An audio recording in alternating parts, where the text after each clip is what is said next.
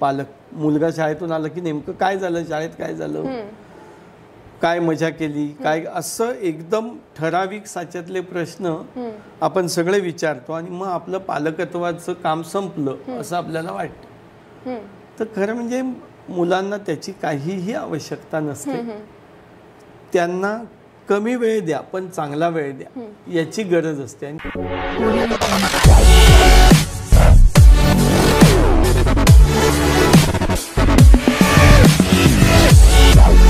नमस्कार रसिको मित्रांनो, नमस्कार.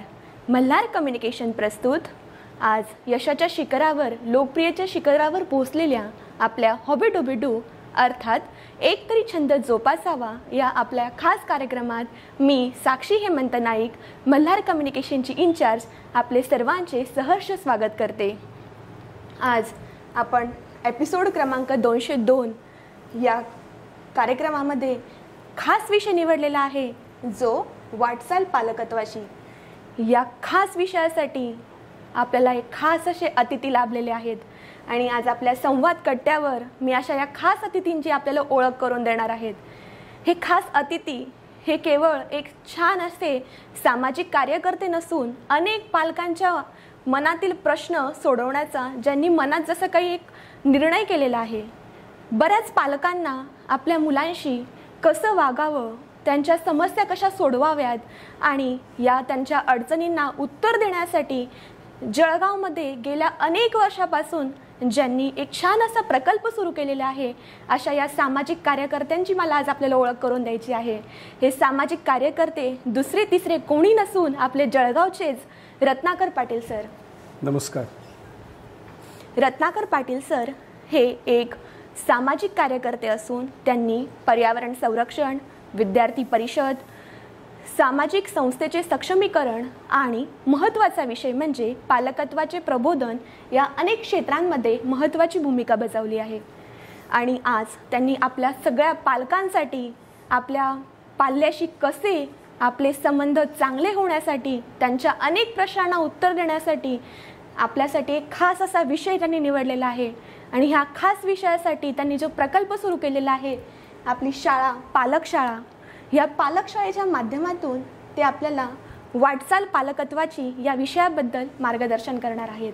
सर, आता मी आपणास विनंती करते की आमच्या रसिक मित्रांना मार्गदर्शन करून छान त्यांना मोलाचा सल्ला द्यावा. नमस्कार. गेल्या काही वर्षापासून आम्ही एक पालकशाळा नावाचा एक उपक्रम या ठिकाणी चालवतो. बेसिकली बऱ्याच वेळेला विद्यार्थ्यांमध्ये, मुलांमध्ये वावरताना लक्षात येतं की त्यांचे खूप मोठे प्रश्न आहेत. आत्ताच काही महिन्यापूर्वी जळगावमधल्या 3 विद्यार्थ्यांनी आत्महत्या केल्या. ते तिन्ही विद्यार्थी 14, 15, 16 वर्षाचे होते, ज्यांना स्वतःच्या आयुष्याबद्दल अजून कळलेलं नाही आहे. अशा विद्यार्थ्यांना आत्महत्या करावीशी वाटते, हे सुद्धा मला असं वाटतं खूप चांगली गोष्ट नाही आहे. कुठल्याही समाजामध्ये चांगल्या मनस्थितीचं लक्षण नाही आहे. मी पूर्वी एका संस्थेत, केशवस्मृती प्रतिष्ठान नावाची संस्था आहे, त्या संस्थेत चाइल्डलाईन आणि समतोल नावाचा एक प्रोजेक्ट आम्ही चालवायचो. आणि त्यावेळेला अनेक मुलांशी आम्ही बोलायचो आणि त्या बोलताना आम्हाला लक्षात यायचं की त्यांचे खूप वेगवेगळे प्रश्न आहेत. आणि ते प्रश्न केवळ त्यांचे आहेत असं नाही आहे, तर त्यांच्या पालकांचे प्रश्न आहेत खरं म्हणजे. आणि पालकांचे प्रश्न आणि मुलं यांचा ताळमेळ नीट न झाल्यामुळे बऱ्याच वेळेला ती मुलं घरातून पळून निघायची. त्यामुळे आम्हाला लक्षात आलं की मुलांना किमान त्यांचे पालक सांगत असतात, मुलं शाळेत गेल्यावर त्यांचे शिक्षक काहीतरी सांगत असतात, आजूबाजूचे नातेवाईक, मोठी माणसं हे सगळे सांगत असतात, पण पालकांना कोण सांगणार.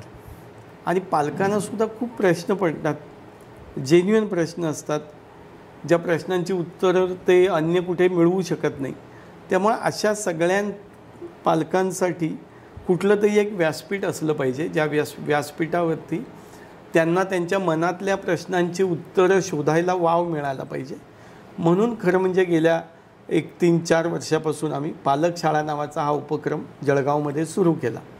तो उपक्रम महाराष्ट्रातल्या अन्य जिल्ह्यांमध्ये सुद्धा आता सुरू आहे, पण मूळ कल्पना त्याची अशी होती. की पालकांनी पालकांसाठी चालवलेली एक पालकांची चळवळ हवं तर म्हणून असा तो उपक्रम आहे. तुम्ही आता जस्ट सांगितलं की आम्ही ही संस्था चालू केलेली आहे. मग तुम्हाला समाजामध्ये अनेक प्रश्न आहेत, पण मग हाच प्रश्न का निवडावा असं का वाटलं?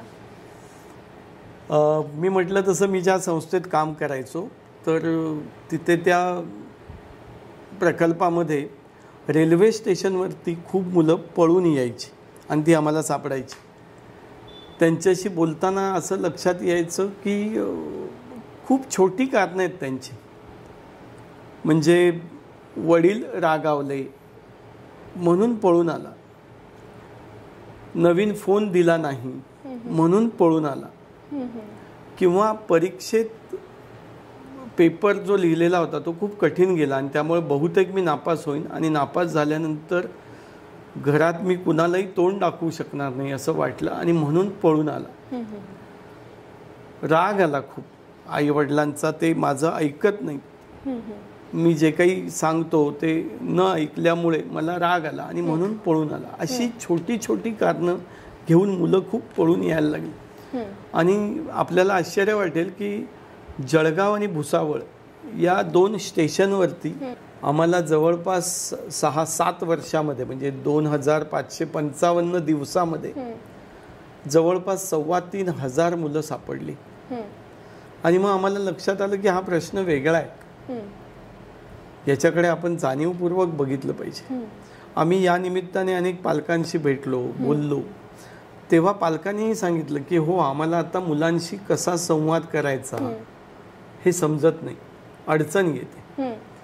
आणि त्यावेळेला आमच्या लक्षात आलं की ही अडचण दूर करायची असेल तर पालकांनी एकमेकाशी मोकळेपणाने, मुक्तपणाने आपल्या अडचणी बोलल्या पाहिजेत, शेअर केल्या पाहिजेत. कदाचित माझी जी अडचण असेल ती अडचण तुम्हाला येऊन गेलेली आहे, त्यातून तुम्ही काही मार्ग काढलाय, तर ते आपण जर बोललो तर मला कळेल, मी त्यातून काही मार्ग काढेन. असा विचार केला आणि मग आम्हाला लक्षात आलं की पालकांनी एकत्र यायला पाहिजे, त्यांना एकत्र आणायला पाहिजे. आणि म्हणून मग आम्ही हा पालकशाळा नावाचा उपक्रम सुरू केला. ओके. आणि मग ह्या पालकशाळा उपक्रमामध्ये सर आपण ही एकटी राबवत आहेत का कोणी सहकारी आपल्या सोबत आहे जे तुम्हाला या उपक्रमामध्ये सहकार्य करतायत? या उपक्रमात खूप अनेक वेगवेगळ्या घटकातले, समाजातल्या वेगवेगळ्या घटकातली लोक सहभागी आहेत. म्हणजे मुख्याध्यापक आहेत काही शाळांचे, ते या पालकशाळेत येतात. काही समुपदेशक आहेत, ते या पालकशाळेत येतात. किंवा आमची जी मोठी एक टीम आहे, म्हणजे जसं आता आपल्या विद्यापीठाच्या मानसशास्त्र विभागाच्या प्रमुख आहेत डॉक्टर वीणा महाजन, त्या या पालकशाळेच्या एक प्रमुख घटक आहेत. किंवा शानबाग शाळेचे ज्ञानेश्वर पाटील सर जे मुख्याध्यापक आहेत. प्रीती झारे या मुख्याध्यापिका आहेत त्या, अशी, किंवा महेश गोरडे कुतूहल फाउंडेशन नावाचं मुलांसाठी चालवलेलं एक उपक्रम. अशी वेगवेगळी समाजातली मंडळी या सगळ्या पालकशाळेच्या ग्रुपमध्ये. डॉक्टर अनंत पाटील आणि विशाखा पाटील हे दाम्पत्य अगदी पहिल्या दिवसापासून आहेत. सचिन कोल्हे नावाचे आमचे एक MJ कॉलेजमधले सहकारी ते आहेत. असे समाजातले वेगवेगळ्या थरांमधले वेगवेगळ्या घटकांचं प्रतिनिधित्व करणारे आणि ज्यांना असं वाटतं की पालक म्हणून आपण काहीतरी केलं पाहिजे, चांगलं पालकत्व, एक विवेकी सुजान पालकत्वासाठी आपण प्रयत्न केला पाहिजे, जो स्वतःसाठी सुद्धा उपयोगी पडेल आणि अन्य लोकांना सुद्धा उपयोगी राहू शकेल, असं ज्यांना वाटतं, असं समविचारी लोकांचा हा आमचा गट आहे, जो पालकशाळा म्हणून आम्ही या ठिकाणी काम करत असतो. आजच्या आधुनिक काळात असं पाहायला मिळतं सर, म्हणजे आम्ही सुद्धा आधुनिक आहात, मी सुद्धा आधुनिक आहेत, असं बऱ्याच वेळा पाहायला मिळतं की मुलं आपल्या पालकांशी बोलत नाही, मन मोकळेपणाने बोलत नाही, संवाद करत नाही. त्यांचा संवाद पालकांचा आणि मुलांचा फार कमी प्रमाणात होतो. का असं तुम्हाला वाटतं सर की मुलं का बोलत नसतील आपल्या पालकांशी? मुलांना बऱ्याच वेळेला पालक हे काही सांगण्याच्या नेहमी प्रक्रियेत असतात. म्हणजे कुठलीही गोष्ट झाली तर पालक म्हणून, मी सुद्धा पालक म्हणून काय करतो तर सूचना देतो, सजेशन देतो.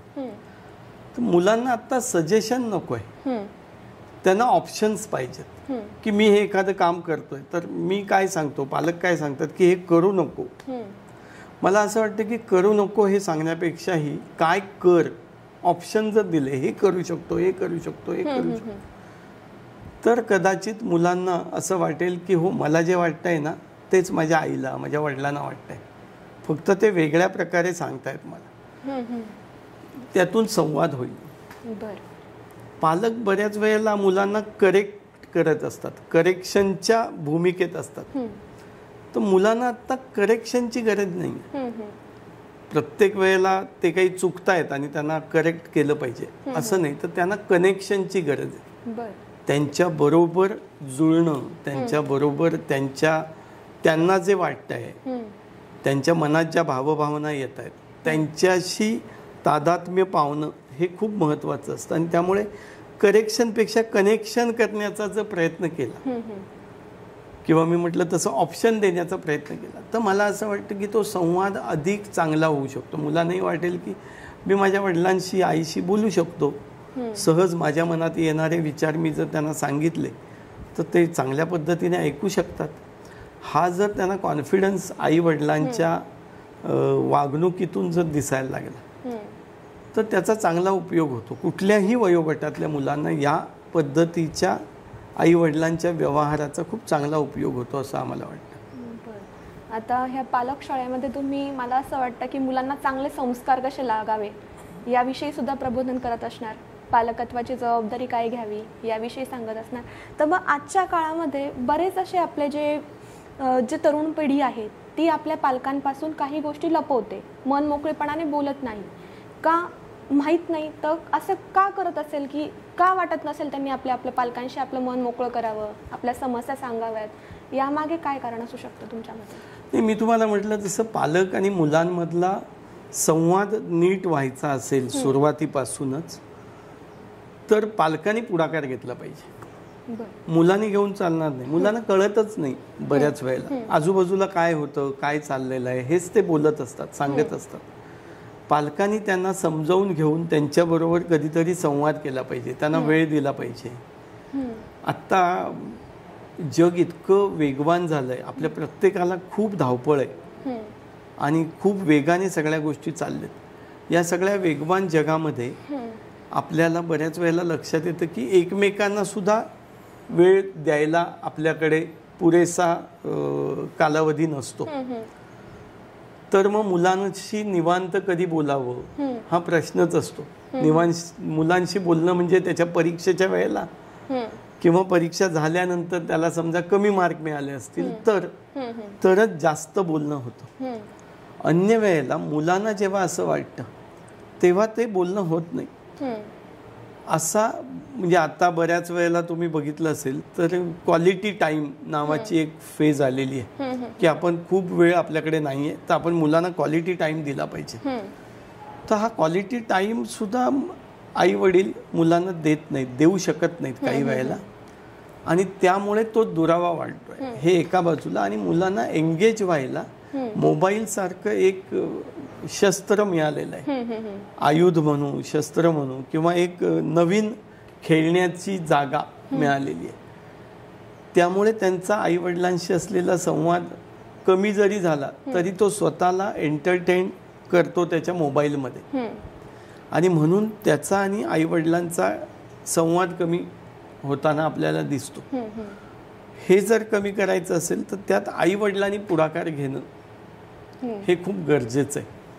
तो मुलांनी घेतला पाहिजे असं नाही. आणि पालक शाळेत प्रामुख्याने आम्ही खरं म्हणजे मुलांना तुम्ही कसं वाढवा, मुलांकडून काय केल्याने ते चांगले वागतील हे सांगणं टाळतो आम्ही काय विचार करतो की ही पालकांची शाळा आहे, त्यामुळे तुम्ही कसं वागलं पाहिजे.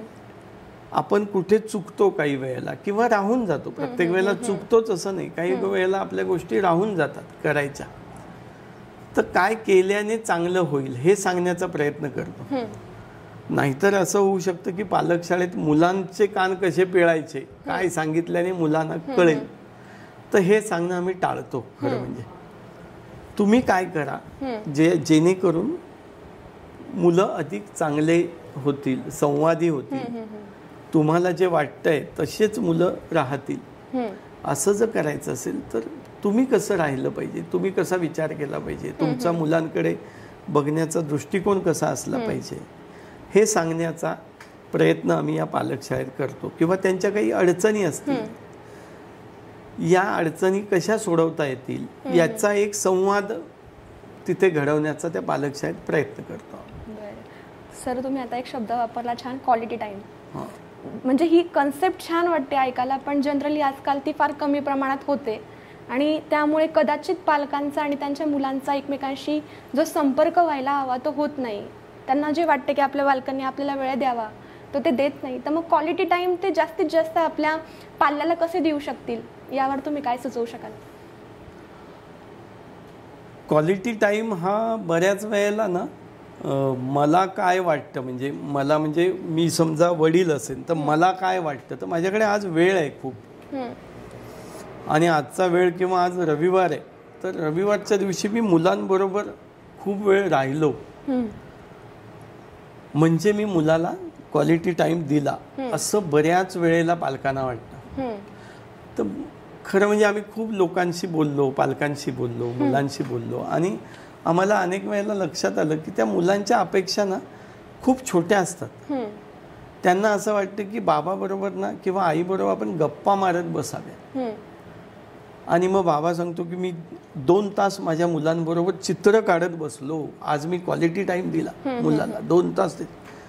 पण खरं म्हणजे त्यावेळेला मुलाला ते चित्र काढायचं नसतं, त्याला असं बाबाबरोबर गप्पा मारायच्या असतात, त्याला बाबाबरोबर कुठेतरी बाजारात फिरायला जायचं असतं, किंवा बाबांनी आपल्याला घेऊन जवळच असलेल्या जत्रेमध्ये किंवा गार्डनमध्ये फिरायला घेऊन जावं असं वाटत असतं. किंवा मी आई आणि बाबा आम्ही सगळे गेलो आणि आम्ही मस्तपैकी रस्त्यावरती भेळ खाल्ली, तो रस प्यायलो. असा केवळ एक अर्धा तासाचा वेळ सुद्धा त्या मुलासाठी क्वालिटी टाइम असू शकतो.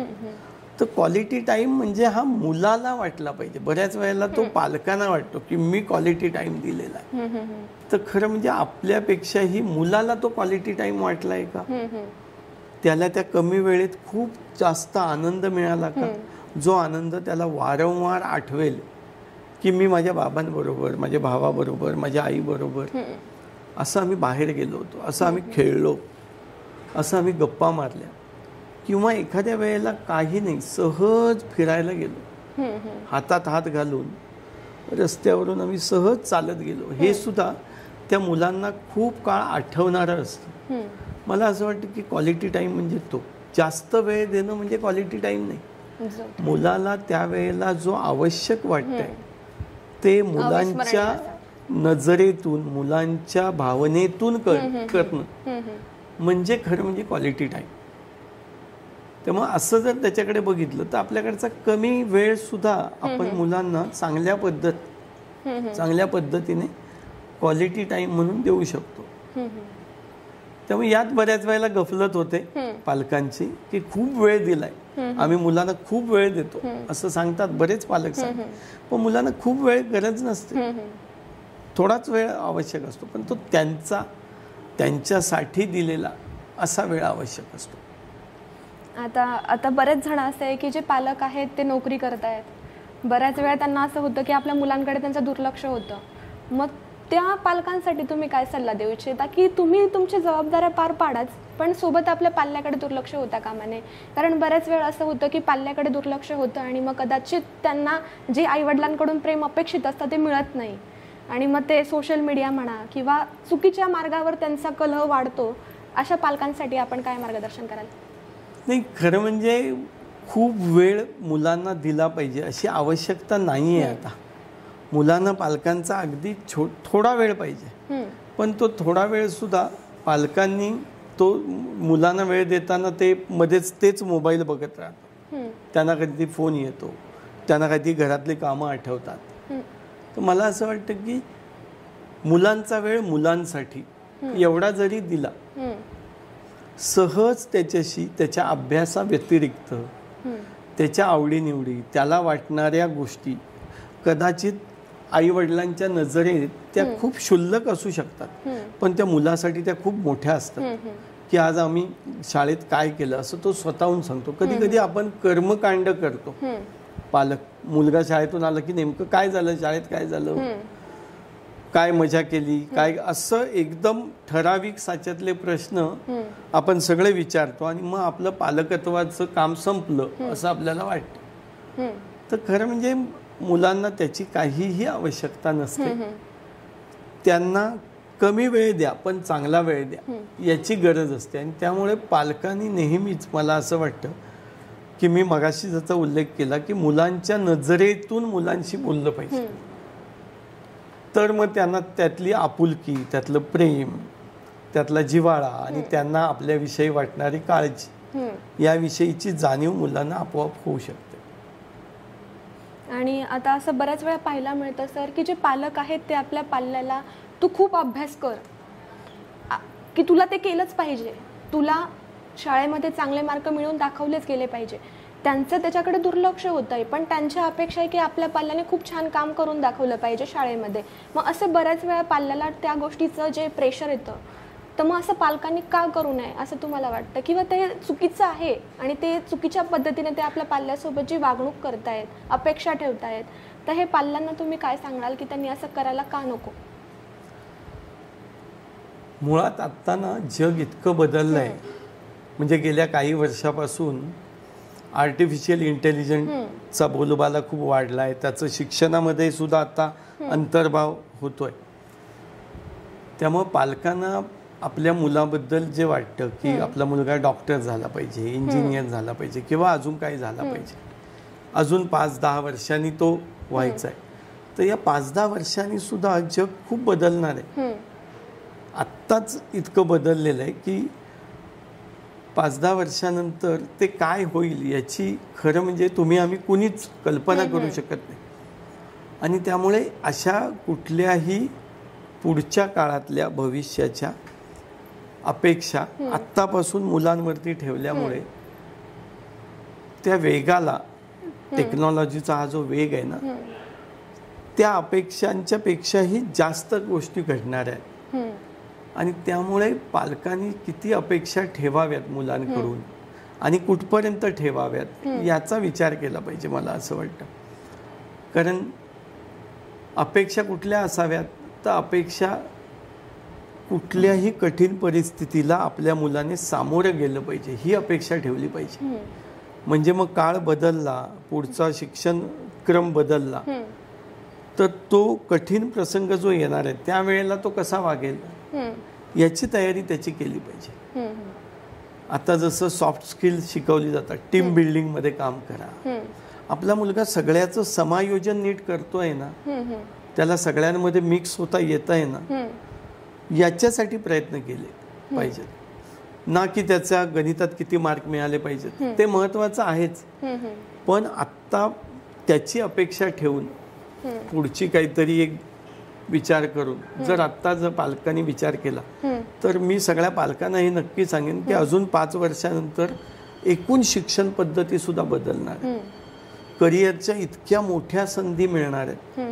पूर्वीच्या काळी असं नेहमीच म्हटलं जायचं की 10वी-12वी झाल्यानंतर ब्रह्मा विष्णू महेश म्हणजे काय, डॉक्टर, इंजिनियर किंवा तो वकील होईल, हे माहिती असायचं. पण आता या सगळ्याच्या पलीकडे जवळपास 2-2.5-3 हजार शाखा विस्तारलेल्या आहेत की ज्याच्यामध्ये मुलं करिअर करू शकतात. आणि हे करिअर इतक्या पद्धतीचं आहे हे पालकांनाच माहिती नाही. त्यासाठी सुद्धा आम्ही पालक शाळेत प्रयत्न करतो की किती वेगवेगळ्या प्रकारची करिअर मुलांची आज घडू शकतात आणि ज्यात खरं म्हणजे चांगले पैसेही मिळतात आजच्या काळात.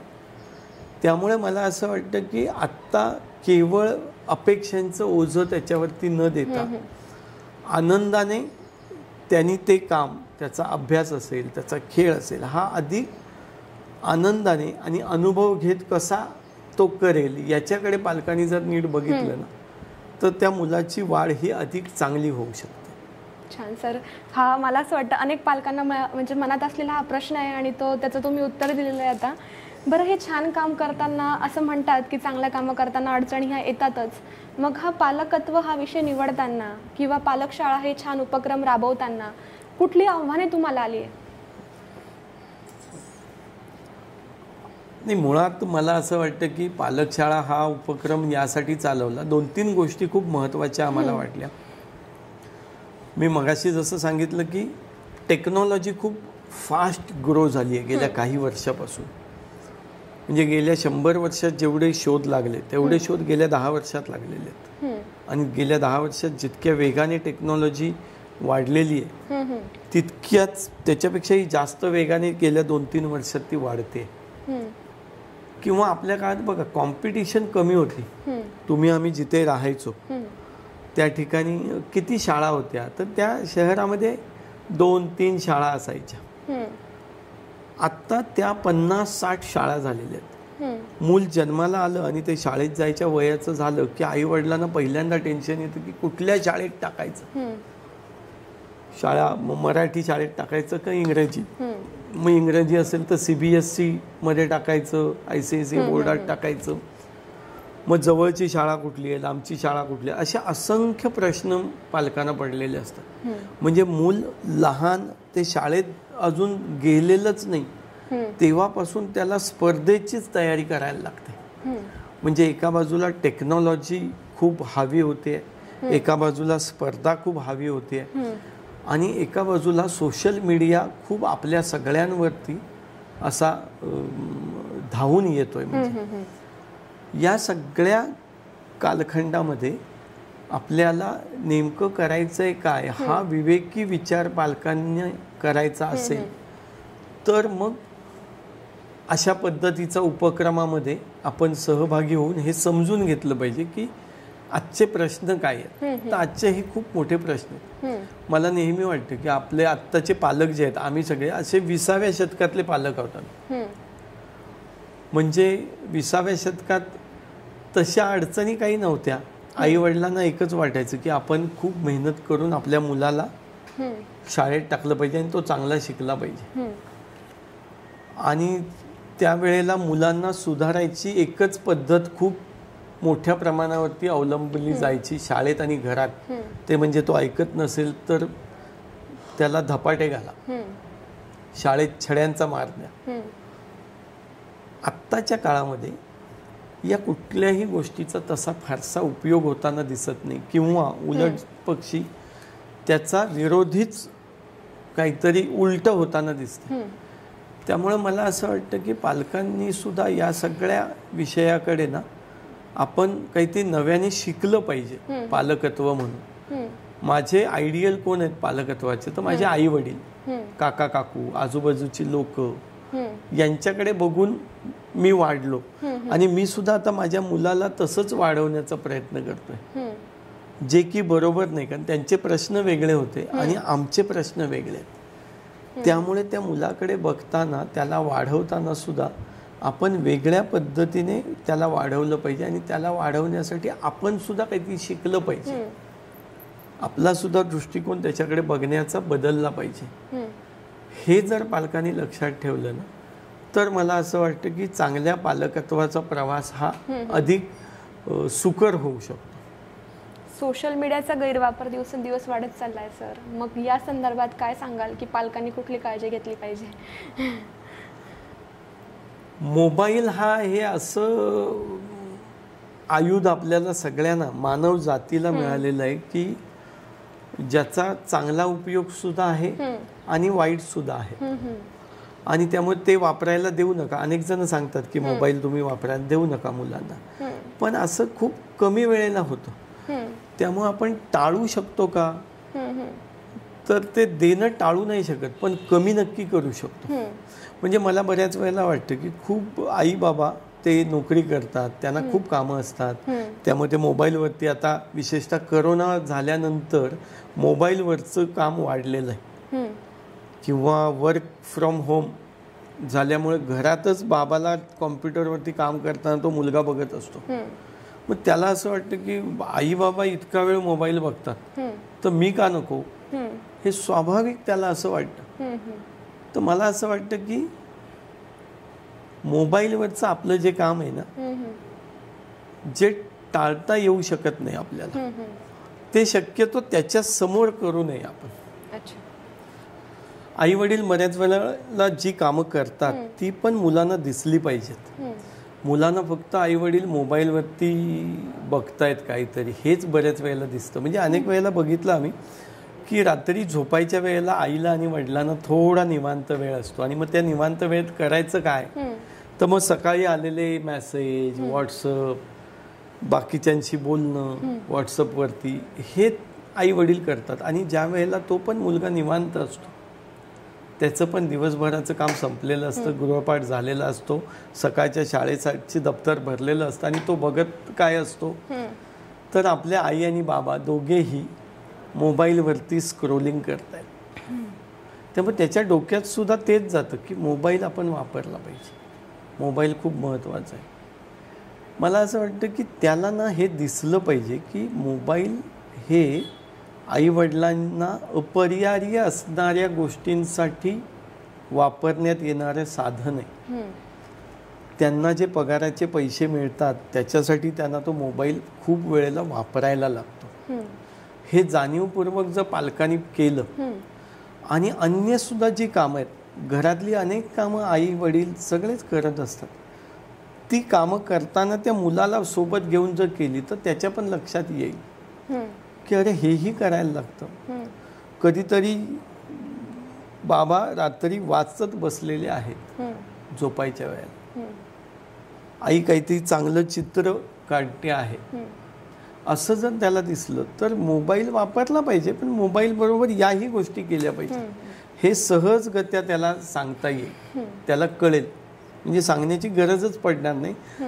कारण मुलं ना खूप गोष्टी अशा ऑब्झर्व करत असतात, बघतात. त्यांना सांगून जेवढं कळतं त्यापेक्षाही त्यांना आपल्या पालकांच्या व्यवहारामधून कळतं. त्यामुळे या गोष्टीची दक्षता जर पालकांनी घेतली तर सोशल मीडियाचा वापर आपोआप कमी होईल आणि त्याच्यावरचं बोलणं टाळलं पाहिजे. बऱ्याच वेळेला न कळत मुलगा बसलेला असताना आई वडील नातेवाईक घरात कोणी आलेले आहेत ते त्याच्यावरतीच इतकं बोलतात की न कळत मुलालाही त्या गोष्टीचं खूप महत्त्व वाटायला लागतं. त्यामुळे या गोष्टी जर पालकांनी टाळल्या ना तर मला असं वाटतं की खूप काही गोष्टी चांगल्या होण्याकडे जाऊ शकतात सोशल मीडियाच्या सुद्धा. किंवा या मोबाईलमधून काही नवीन माहिती मिळवली आपण, हे जर आपण त्यांना सांगितलं की हे मला माहिती नव्हतं, हे या निमित्ताने मला कळलं, तर त्यालाही कळतं की अरे काही चांगल्या गोष्टी याच्यातून मिळू शकतात आपल्याला, आपल्या ज्ञानात भर पडणे, हे आपोआप त्याला कळतं. त्याला त्याच्यासाठी वेगळं काही सांगण्याची गरज भासणार नाही असं मला वाटतं. चांगला उपयोग आपण त्याचा चांगलाच केला पाहिजे. आपण तंत्रज्ञान आहे तर आपण त्याचा उपयोग गैरवापर न करता चांगल्या कामासाठी केला तर तो त्यांच्याच विद्यार्थ्यांसाठी म्हणा कामाचंच आहे. आता मुलांमध्ये चांगल्या सवयी किंवा त्यांना एक चांगली वागणूक, समाजामध्ये एक चांगलं कर्तृत्व घडवून आणण्यासाठी, त्यांचा सर्वांगीण विकास होण्यासाठी पालकांनी कुठले प्रयत्न केले पाहिजे असं तुम्ही पालकांना सांगाल? मुलं आहेत ना, मुलांना जे तुम्ही आपण सांगतो ते कमी ऐकतात मुलं, आणि मुलं जे बघतात ना ते जास्त करतात. हे जर पालकांनी समजून घेतलं तर खूप प्रश्न संपतील मला असं वाटतं. पालक म्हणून म्हणजे मी सुद्धा पालक जेव्हा असतो आहे त्यावेळेला मी सांगण्यावरती खूप भर देतो करण्यापेक्षा. तर मला असं वाटतं पालकांनी करण्यावरती भर दिला पाहिजे. म्हणजे काय, तर बऱ्याच वेळेला आपण सांगतो की आमचा मुलगा आमची मुलगी काही वाचतच नाही हो, हल्ली सारखं मोबाईल बघत बसते. तर मला असं वाटतं की आणि तिला पण आपण सांगतो की कधी वाचत जा. तर मला असं वाटतं की हे सगळं सांगण्यापेक्षा आपल्या मुलांनी आपल्या मुलीने कधीतरी आपल्याला असं आठवड्यातून आमचे बाबा आमची आई 1-2 तास वाचतायत असं बघितलंय का हो? ते जर बघितलेलं असेल तर त्यांना तुम्ही वाचत राहा हे सांगण्याची गरज नाही. म्हणजे लहान मुलं असतात, लहान मुलांना आपण खूप मोठी पुस्तकं आणून देतो आणि हे वाच असं सांगतो. मला असं वाटतं ते करण्यापेक्षा पुस्तकं ठेवून द्या तिथे, काही सांगू नका वाचायला, तुम्ही वाचत बसा, हळूहळू त्याला कळत जाईल. एकदा मी असं पुस्तक वाचत होतो, माझ्या बाजूला माझी मुलगी आली आणि तिने लोकसत्ता पेपर घेतला आणि तो वाचायला लागली. मला खूप आश्चर्य वाटलं, खरे एवढीशी मुलगी आणि आता ती वाचते. ती म्हणाली, हो बाबा मी हे बाल मैफिल नावाचं ते येतं ते वाचते.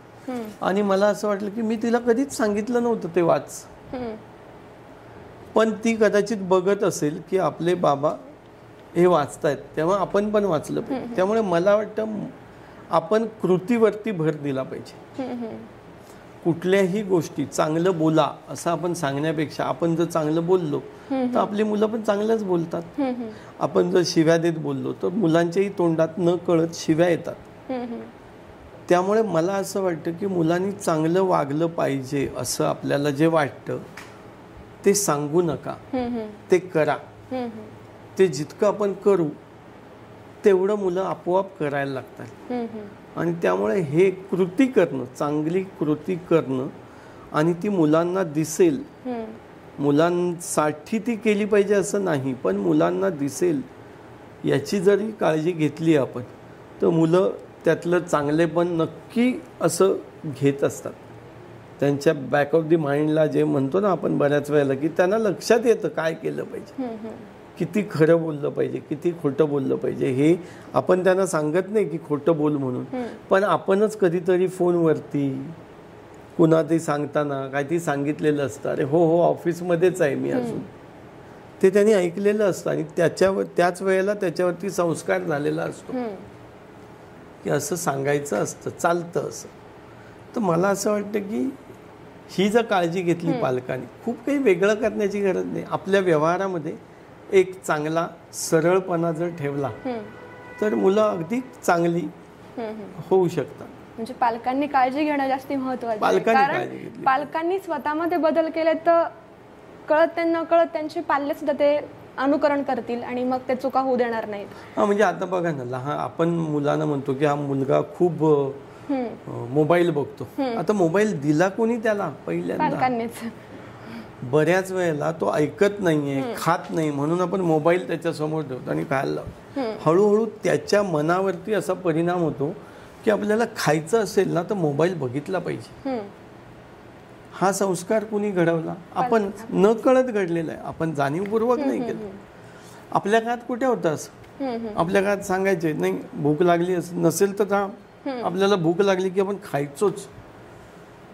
तेव्हा आपल्याला ती घाई लागली आता, खूप लवकर मुलं डेव्हलप होतील, लवकर ते विकसित, लवकर मोठी होतील, असं खूप घाई जे लागलेली आहे ना त्याच्यामुळे ह्या गोष्टी घडतात. त्यामुळे घाई न करता आपल्या कृती, आपला व्यवहार हा जितका चांगला, स्वच्छ, नितळ ठेवू तेवढी मुलं आपोआप चांगली घडतील असं मला वाटतं. आज बरेचसे पालक तुम्हाला ऐकताय सर या शोवरून, आणि मला खरंच असं वाटतंय की हे जे पालक ऐकत असतील त्यांना नक्कीच मार्गदर्शन मिळत असेल तुमच्या या सल्ल्यामुळे. ते नक्कीच स्वतःमध्ये काहीतरी बदल घडून आणतील जेणेकरून त्यांचे पाल्य चुकीच्या वळणावर जाणार नाहीत.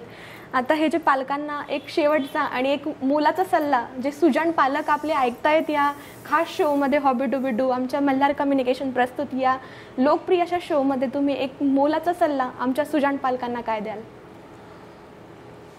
मला असं वाटतं की 3 गोष्टी पालकांनी विचार केला पाहिजे. एक, आपल्यामुळे मुलाला काय मिळालं,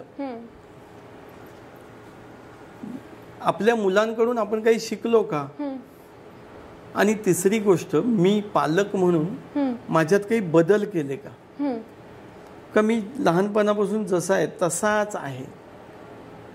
या 3 प्रश्नांची उत्तरं जर आपण शोधली तर मला असं वाटतं की खूप गोष्टी पालकांना न सांगता सुद्धा आपोआप समजतील. आणि पालकत्वाचा हा जो प्रवास आहे ना, बऱ्याच वेळेला अपेक्षांच्या ओझ्याखाली तो प्रवास असा खूप काळवंडलेला असतो, खूप असा ताकदीने नेणारा, दमछाक करणारा असतो. तर मला असं वाटतं की कुठे पोचायचं आहे, आपला मुलगा डॉक्टर होईल, इंजिनियर होईल, वकील होईल, बँकेत मॅनेजर होईल, अजून काहीतरी होईल, असं अपेक्षा धरून पालक आत्तापासून जे त्यांच्या मागे लागतात तसा कुठलाही विचार न करता आत्ताचा वेळ जो आहे ना पालक म्हणून मुलाबरोबरचा, मग त्याचं परीक्षेत कमी मार्क मिळवणं हे सुद्धा त्याला मिळालेला अनुभव आहे की कमी का मिळाले असं जर आपण त्याच्याशी बोललो तर कदाचित तो प्रवास हा आनंदाचा होऊ शकतो. आणि त्यामुळे ते जे म्हटलेलं आहे की यूही कट जाएगा सफर साथ चलने से की मंजिल आएगी मगर साथ चलने से. मंजिल काही जरी असली तरी तो पालकत्वाचा प्रवास जो आहे ना तो आपला छान होईल. तो डॉक्टर होईल की नाही माहिती नाही, तो इंजिनियर होईल की नाही माहिती नाही, पण हा प्रवास मात्र छान झाला. आणि तो प्रवास जर छान झाला तर तो नक्कीच ते होईल आणि तो अधिक आनंदाने त्याचं पालकत्व करेल. ही भावना जर आपण मनात ठेवली तर मला असं वाटतं की पालकत्वाचा हा प्रवास अधिक आनंदाचा करण्याचा आपण सगळे मिळून प्रयत्न करू. आजच्या आधुनिक काळात तुम्ही हा जो विषय निवडलाय सर, मला नक्कीच असं वाटतंय की तुमचा हा उपक्रम यशस्वीपणे पार पडणारच आहे. कारण आजच्या पालकांना ह्या प्रश्नांची खूप गरज आहे सर, कारण त्यांना प्रश्न तो खूप आहे पण उत्तरं मिळत नाहीये आणि तुम्ही या उपक्रमाच्या माध्यमातून त्यांना ते उत्तरं देताय. तर नक्कीच ते पालक स्वतःमध्ये काहीतरी त्याच्यातील चांगले मूल्य घेतील आणि आपल्या पाल्याला ते गोष्ट देतील अशी मी नक्कीच आशा करते सर.